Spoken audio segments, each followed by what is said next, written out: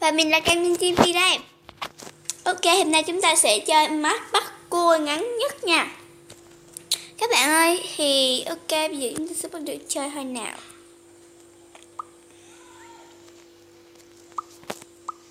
Để mình đọc cái bảng này cái nha.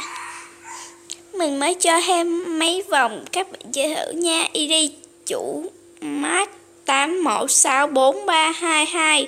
Bấm theo dõi nha. Ok. Nguyễn Anh Lạc. Tên nhỏ nhẹ. Ok, mình sẽ bắt đầu chơi nha các bạn.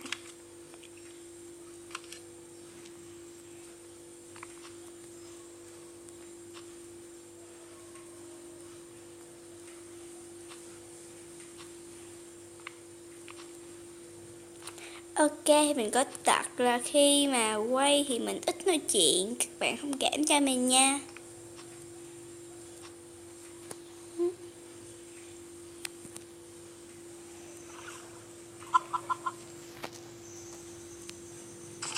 Tại vì không có chuyện gì nói hết nên mình không có nói. Các bạn đừng có nói gì mình hết nha.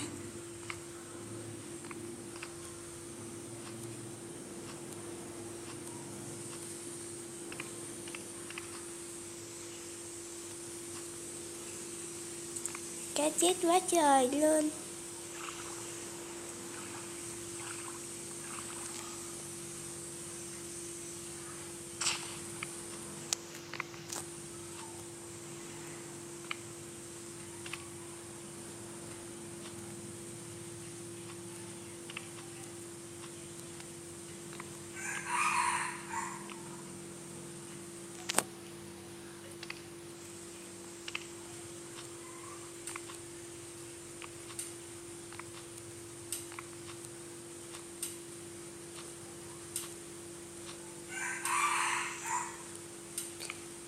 Ok, thì lâu lâu mình sẽ nói lên một vài câu để cho các bạn đừng có buồn ngủ khi mà xem video của mình nha.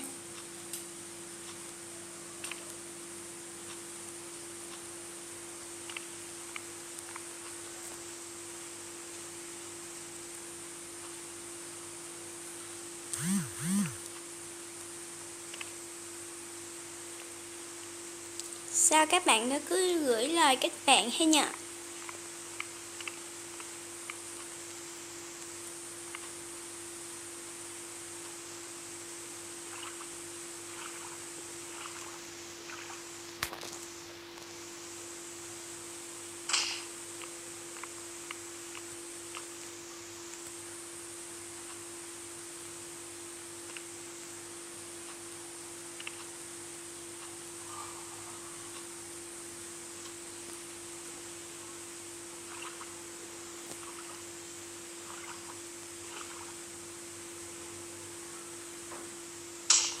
Các bạn thấy mình hay không?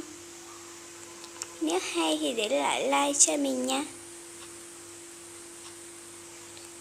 Các bạn hãy để ý những phần có thể chen gian trong đây đi nha.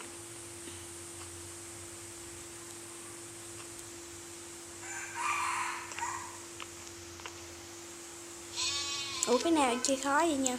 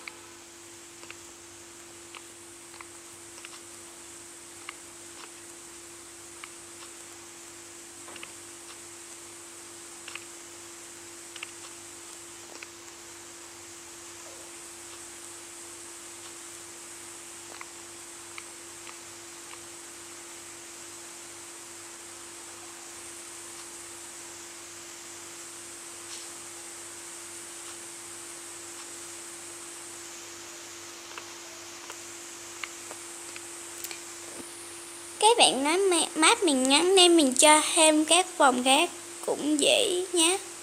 Ok bạn.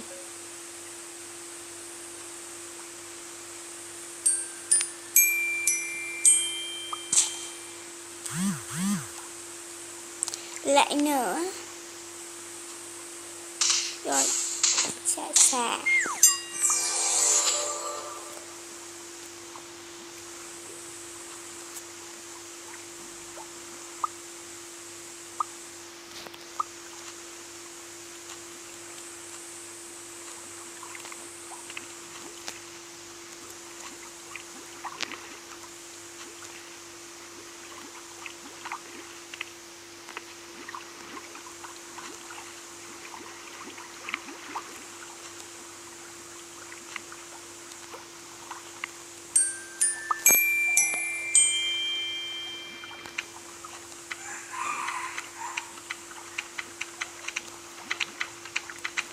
Oh my god.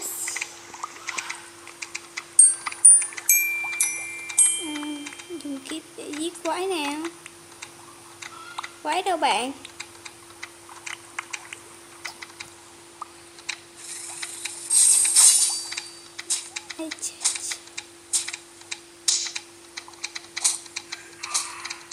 Ý, quái đâu bạn? Quái đâu? Không có, lừa dối hả?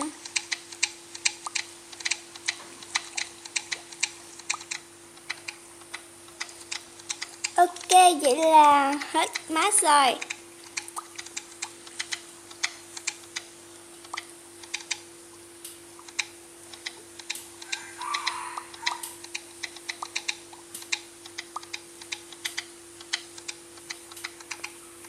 Ok, thì như thế đã hết mát rồi các bạn ạ. Bây giờ thì mình xin kết thúc video ở đây. Và mình sẽ tạo ra những mắt sinh tồn mới. Và nếu các bạn yêu cầu nữa thì mình sẽ bắt cua và kể chuyện cho các bạn nghe nhé. Còn bây giờ thì chào tạm biệt. Bye.